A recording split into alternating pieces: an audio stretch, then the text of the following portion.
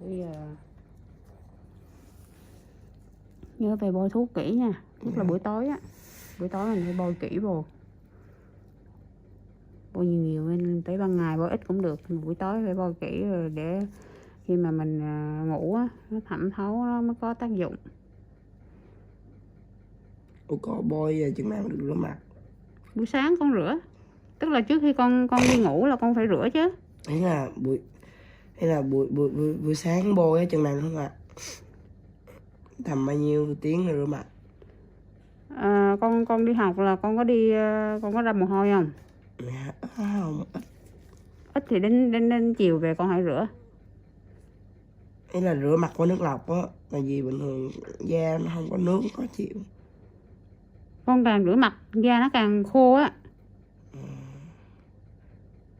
Có thì con lấy con lấy khăn con lau sơ thôi, chứ còn đừng có tát nước thẳng lên mặt nha.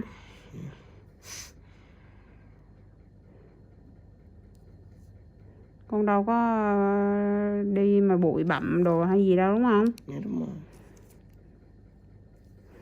Ví dụ như con chơi thể thao á, thì con phải rửa mặt lại, đặc biệt là đi bơi nhá, nếu mà có đi bơi ha.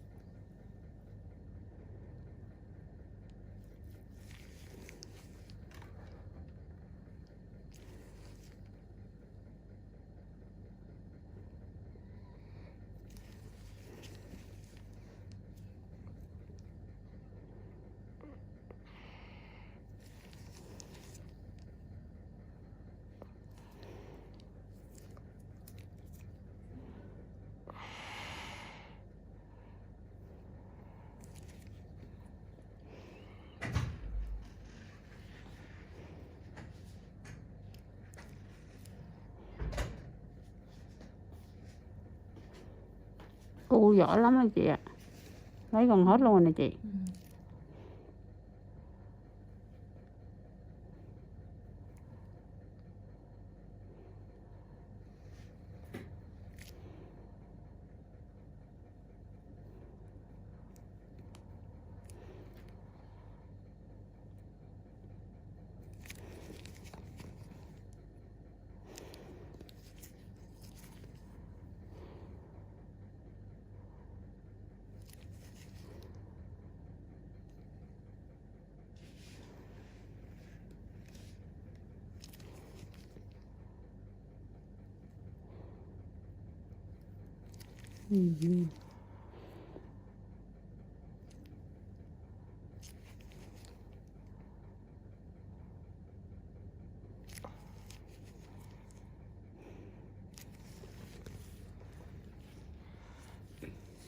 Rồi kiểm tra lại cái mũi nha, nãy cái mũi còn nhiều mà chưa lấy.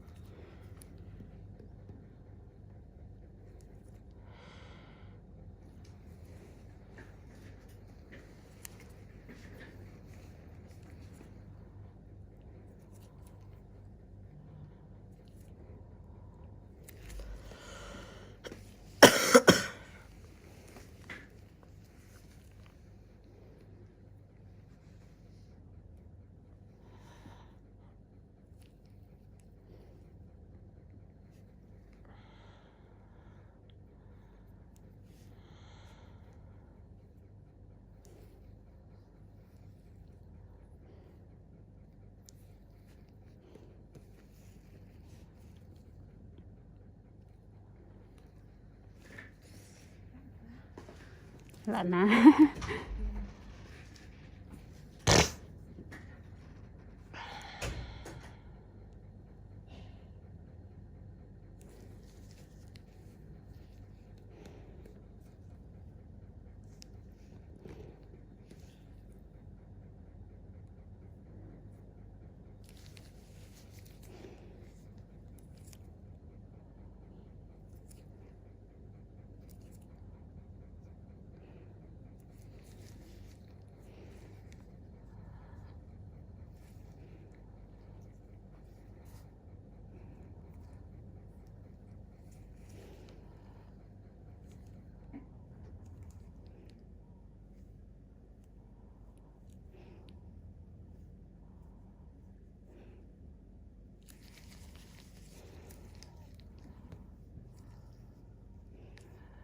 Đang xíu có cục gần mắt à, có cô lấy à.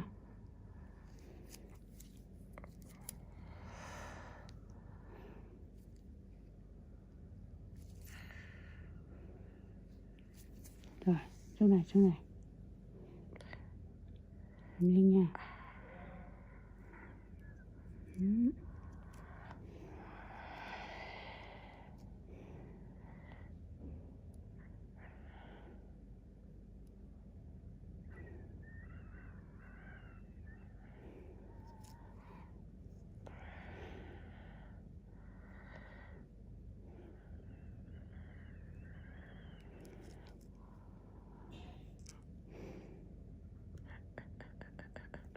Rồi, rồi. Nhiều này còn, nhiều này còn.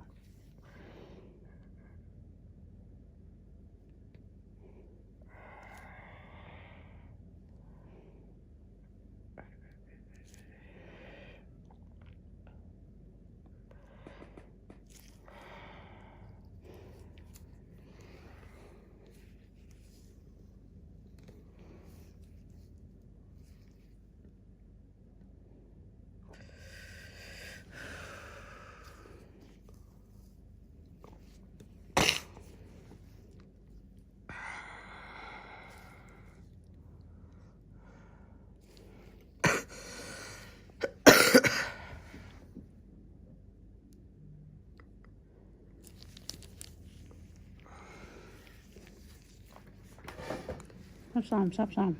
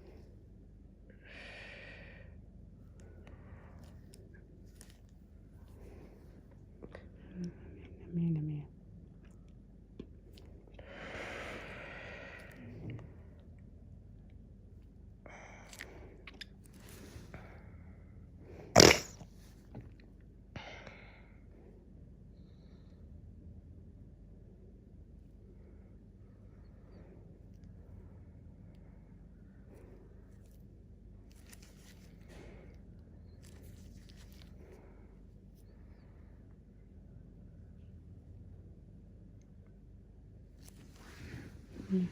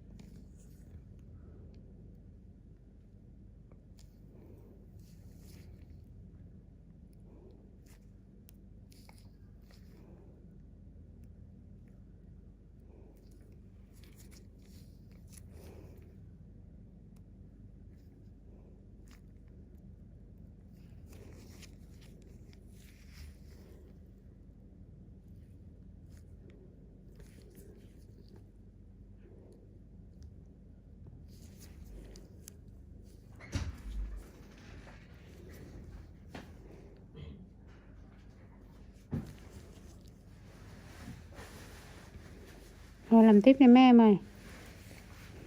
Mẹ của cô xong rồi đây. Closer, rain dripping from the brim of his hat. His voice was steady. Robin's missing. We tracked her this way. Jed tilted his head, the knife still in his hand. That's so? Ezra's fists clenched at his sides. If you saw her, why didn't you help? Jed chuckled, the sound low and unpleasant. Didn't seem like our business. Kids got to learn their way around the woods sometime, don't they? Silas's voice hardened, though it never rose. You left a child out here in the storm, Jed. If I find out you had anything to do with this, he stepped closer, his gaze unflinching. If you ever come near my family again, you'll answer to me first. For the first time, Jed's smirk faded. Behind him, Hank shifted nervously. Jed, he muttered, his voice hesitant. Let it go. Jed's jaw tightened, but he tossed the knife onto the railing. Get off my land, Harper. Silas stared at him for a long moment, then turned, motioning for Ezra to follow. The two disappeared into the rain as thunder rumbled in the distance. The storm had lessened, but the river was still raging.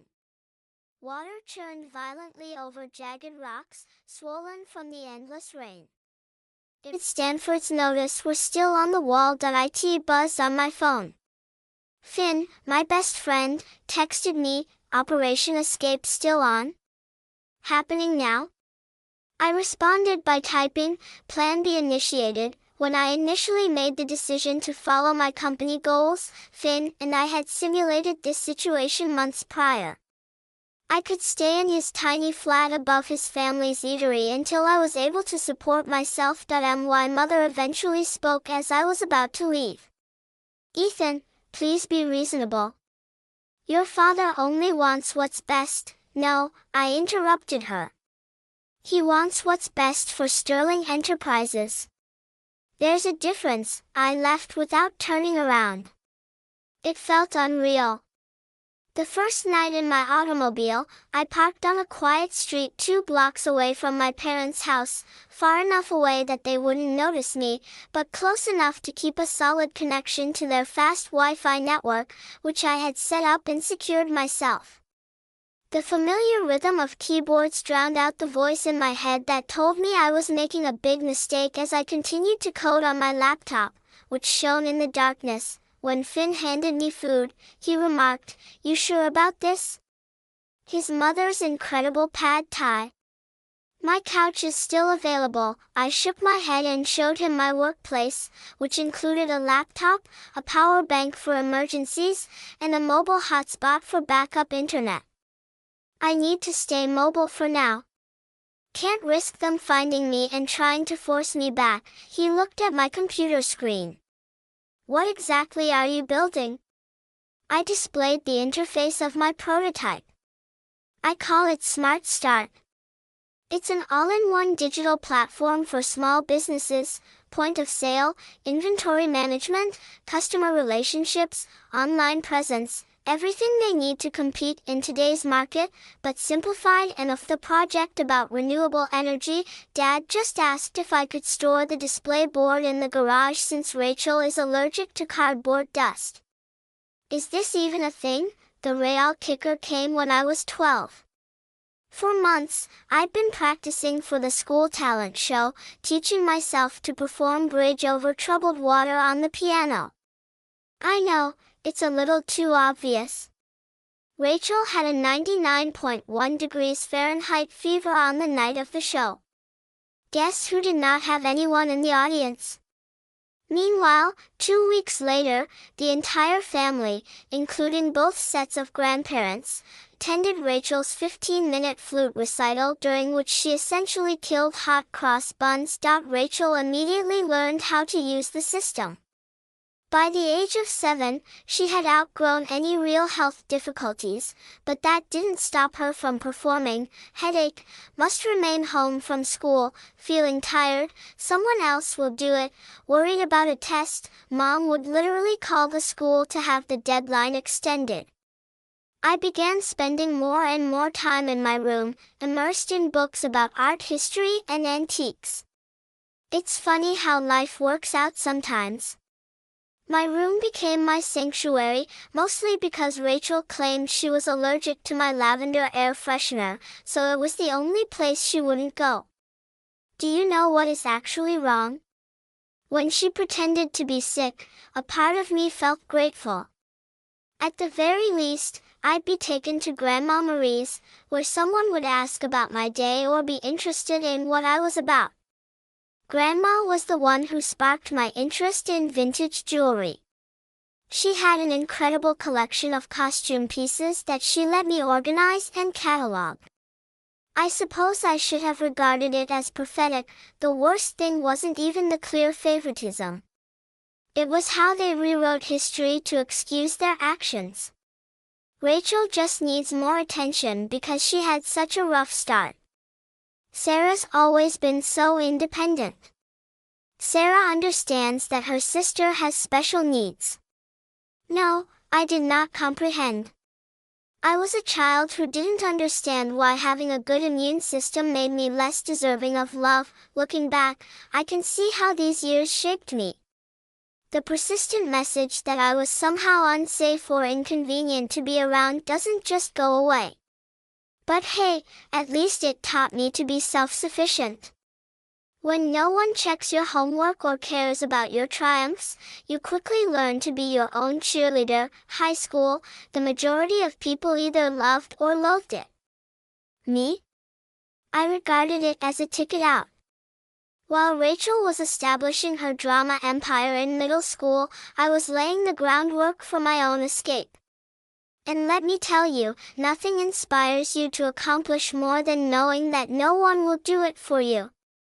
Remember how I said I spent hours sorting Grandma Marie's jewelry collection? That taught me a valuable lesson, the need for systematic organization and attention to detail.